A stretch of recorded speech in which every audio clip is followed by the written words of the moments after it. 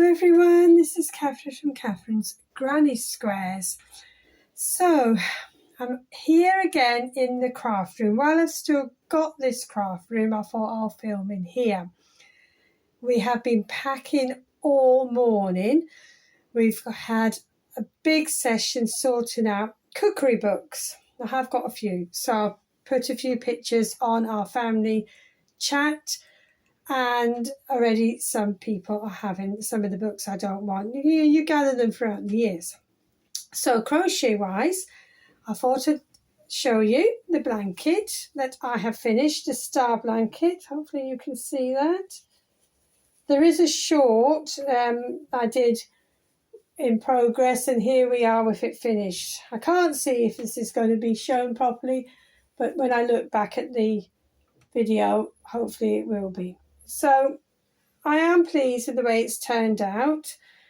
My daughter likes it. It's going to be for our new grandchild, and it's the first star blanket I've made. I must say, because it's trebles and trebles and trebles and trebles, I did get a lot of repetitive strain. So I had to have a little break last weekend, and I went the whole weekend without crocheting until Sunday night. Bits of fluff there. Sunday night, I decided I had to do something. So I did a little bit of knitting. I'm not very good at knitting, but just to do something. And then I gradually got into the blanket again, finished the blanket. But what I did do, I varied my projects, which is what you should do anyway, and what everyone should do to stop repetitive strain, if you suffer from that, of course. So I did a bit more on my poncho. I do love the way this is coming together. So this is Bag O' Day's herringbone stitch poncho. I do love it, the way it's making a lovely dense fabric, and it's got, you can see the way the light's shining, luckily you can see the lovely pattern it's making. So that's with James Sibret Masquerade yarn. I can put the details in the description box below, and there it is, fell on the floor. Let me just retrieve that. So this is my second ball, just to show you again. It's probably going to fall on the floor again, you watch. Anyway, so I'm now on my second ball, just to give you an idea how it's progressing with the yarn quantity. And this is still on the second ball. So you see it's doing quite well on the yarn usage at the moment. So I did a bit of that. I also did a bit more of the corner to corner bath mats a bit, but I'll show you that in another video, because that was just a little bit on there. But I know that people have commented on the poncho, so I know people would like to see that. And now going back to the star blanket, how do you finish it? The video didn't explain it, so I just did the slip stitch into the last stitch and then I went into the corner because I was thinking about a border. So I searched and searched to see what people put as a border, and in the end I've decided just to do my own thing. So what I did was, as I say, slip stitch into the first the last stitch. Yes, I did the last stitch, you know, like the first stitch of the previous row, if you like. That's probably explained it better, because it got like that. So I slip stitched in the corner, and then I did 2 chains, and in the corner, in these corners, I did 2 half trebles, 2 chains, 2 half trebles, and I did half treble border all along. That way, actually, half treble border all the way along. And then when I came to this part, I went straight in the space, and I did 2 half trebles. So in the pointed ones, I did 2 half trebles, 2 chains, 2 half trebles, and I just carried on. And I personally like that border. It gives it a nice neat finish, and it didn't make it pucker up, which was the whole point of the tutorialists' pattern because she actually devised this pattern so it didn't pucker up. Now, because I was looking for borders, I got all my patterns out in these folders behind me. If you can see, I've actually done, just diverting off here, a little video of this craft room as it is now, because when we move, obviously I'm not going to have this craft room, will be in another property. So anyway, behind me, I don't think you can see just behind me, but there are some files full of patterns. So I went through them all. So what did I come across?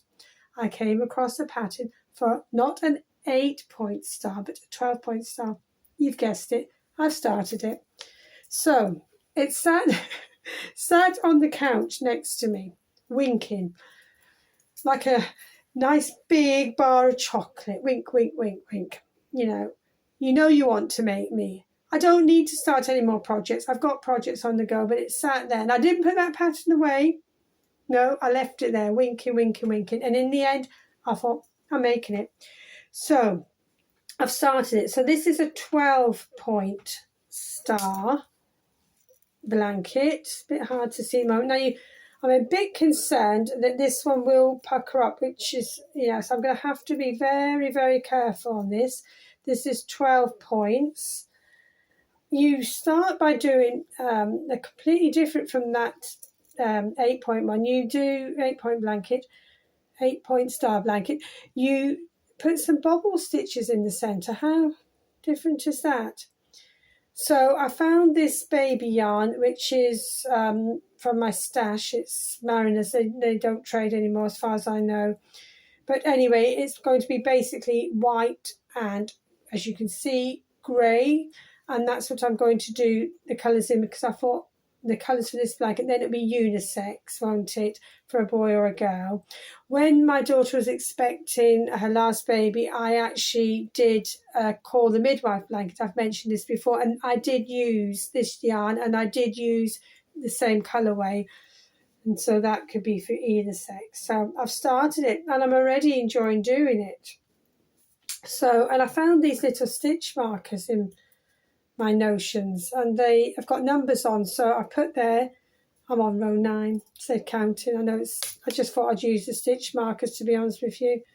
But yes, so watch this space on that. I just had to start it. I know, don't ask. So apart from that, this week has been packing, and guess what? More packing. So as I said today, in the beginning of the video, I said it was the cookery books and my husband's gardening books. So that was quite fun looking through them. We're trying to sort and pack, so rather than just put everything in a box, trying to be methodical at the moment anyway. So it's a bit difficult when you're lifting up those heavy books. It's not like one book. I'm lifting up a whole bookcase full of books, and I have sorted them out. I've collected books throughout the years. We've lived in this house for years, and you do collect things. It's a good opportunity, this moving, to actually have basically a good early spring clean of the house and all the possessions. Do we really need all these possessions? Of course we don't. We all collect as we go throughout our lives, and it's fun. It's also emotional, because I'll come across things that belong to my mum, and the cookery books today, I was fine with them. My mum's old cookery books, I was fine. I haven't got emotional yet. I do sometimes feel it's a bit of a delayed reaction, the emotional. The feelings come out later on, and then I think, well, what do I feel like? I did the books earlier. That I'll just have to watch myself for that and make sure I don't get too upset later on. But at the moment, I feel fine. I've done a lot of sorting out. Maybe I'm getting more resilient. I don't know. But anyway, so that's the packing. I don't know if we'll do much more in the way of packing today. And tomorrow I'm having a day off packing, because we've been at it all week. We did look after the grandchildren earlier in the week, which was a lovely break. It really was. And, we've done the usual day-to-day things that you have to do, shopping, etc., etc. So that's all I've got, I think, to catch up with you today. Thank you for all the new subscribers that have been coming on board. Much appreciated. It's a big mood booster to see another subscriber. Because I'm a small channel, I notice, when the subscribers go up or when they drop off, of course, which happens obviously as well. So if you like what you see and you haven't yet subscribed, it doesn't cost anything. So click that subscribe button, and if you click the bell, you should be notified when I put up a new video. So I'll say that's it for this little crochet chat. This is Catherine from Catherine's Granny Squares. Happy crocheting, everyone. Speak soon. Bye.